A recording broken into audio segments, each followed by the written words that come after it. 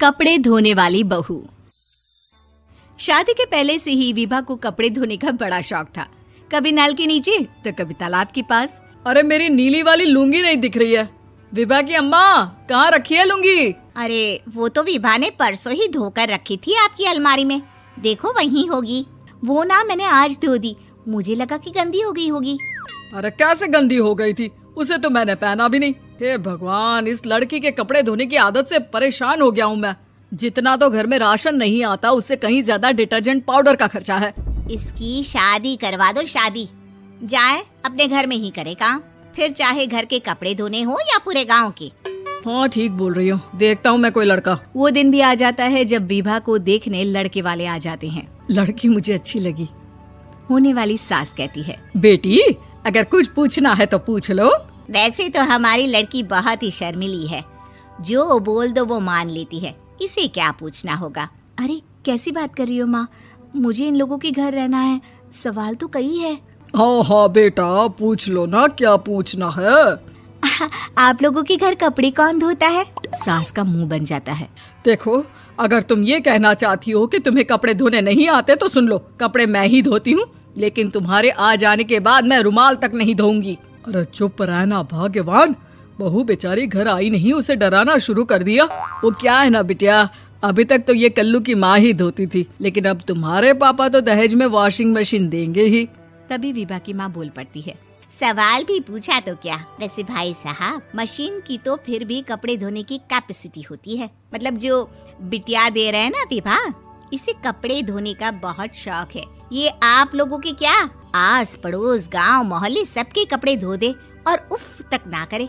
बाहर देखा नहीं आपने कितने कपड़े सूख रहे हैं, सब हमारी बिटिया ने ही तो धोए हैं। बस भी करो ना माँ, शर्म आ रही इतनी तारीफ सुनकर। और तो और एक दाग निकाल कर दिखाओ तो मान जाओ। हाँ अच्छा, माफ करना बेटा, मैंने गलत समझा।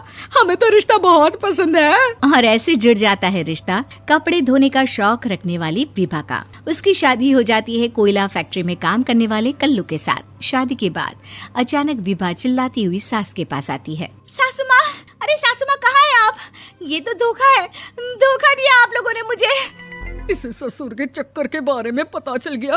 अरे तो उसमें तुझे क्यों धोखा मिला है? अरे नल में पानी नहीं आता, कपड़े कैसे कब धुलेंगे? अच्छा, तू पानी नहीं आ रहा उसकी बात कर रही है। तो आपने क्या सोचा? कुछ नहीं।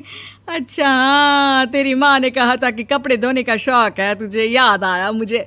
शौक बोलकर कपड़े धोने वाले मेरे जुनून को कम ना आके सासू माँ, कपड़ा धोना मेरा गुरूर है। तभी पति भी वहाँ आ जाता है। अभी मैंने इसे सनी देओल की फिल्म दिखाई है, उसी के डायलॉग मार रही है माँ। अच्छा सुन, साफ बता रही हूँ, पानी सुबह 4 से 6 और शाम को 10 से 12 आता है, समझी? विभा टाइमिंग सुनकर हैरान हो जाती है। ये क्या भूतों का मोहल्ला है? सुबह 4 बजे उठकर कौन कपड़े धोता है? 4 बजे टंकी में पानी जाता है, फिर सारा दिन धोना ना, किसने मना किया?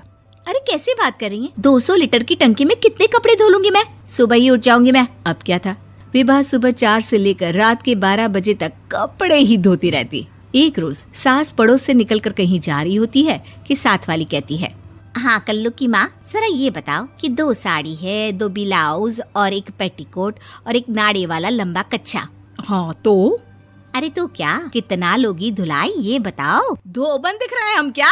हमारे पति सरकारी नौकरी से अभी रिटायर हुए हैं और बेटा सुपरवाइजर है कोयला फैक्ट्री में। धोबन समझ रखा है हमें।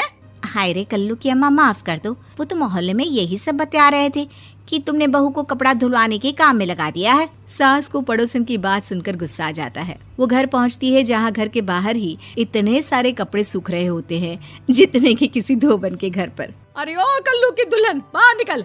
माँ जी यहीं आ जाओ, बाथरूम में चादर धो रहे हैं हम। अरे अभी हम धोते हैं, तुमको बाहर निकलो। ये आस पड़ोस वाले बोल रहे हैं कि हम बहू से कपड़े धुलवा कर उसे कपड़ा धोने वाली बना दिए हैं।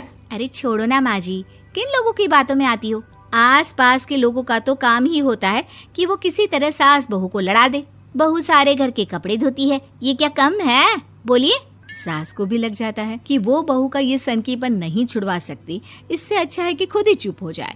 एक रोज सास और बहू मंदिर जाते हैं, जहाँ सास की साड़ी वहाँ खड़ी भीख मांगने वाली से मिलती है। माँ जी क्या बात है, आपकी साड़ी उस भिखारन से कितनी मिल रही है ना? हाँ हाँ देखो तो, दोनों की साड़ी मिल रही है। क्या बात है कल्लू की अम्मा, तुम खुद को तो अफसर की बीवी बताती हो और ऐसी सिंपल सी प्लेन साड़ी पहनकर घूमती हो।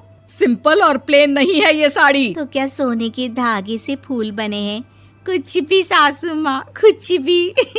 हाँ बने थे इस साड़ी में सोने के धागे से फूल। मेरे पति लेकर आए थे मद्रास से स्पेशली मेरे लिए 10,000 की। ताहे भाई साहब इस भिखारन के लिए भी सेम टू सेम साड़ी लेकर आए होंगे 10,000 की। सास उस वक्त तो कुछ नहीं कहती, लेकिन बहू के साथ घर आती है और अलमारी से एल्बम निकाल कर लाती है। ये साड़ी देख रही है, ये वही साड़ी है जिसे मैंने अभी पहना था। इस साड़ी में ये जो चमकदार फूल दिख रहे हैं ना, ये सोने के धागों से काढ़े गए हैं। लेकिन तू लोकल वॉशिंग मशीन ब्रश से घिस घिस कर सारे फूलों को निकाल कर साड़ी प्लेन कर दी। मुझे माफ कर दीजिए सासू माँ। और तो और, जब मैंने तुझे तेरी गलती के लिए कुछ नहीं कहा, लेकिन तूने तो सबके सामने मेरा मजाक ही बना दिया। क्यों? बहू को समझ में आ जाता है कि अब से उसका कपड़े धोना बंद। उम्मीद है कि आपको हमारी ये कहानी पसंद आई होगी। कृपया हमारे चैनल को सब्सक्राइब करें और सभी अपडेट्स के लिए बेल आइकन जरूर क्लिक करें। और हाँ, वीडियो लाइक और शेयर करना मत भूलिएगा। Bye bye.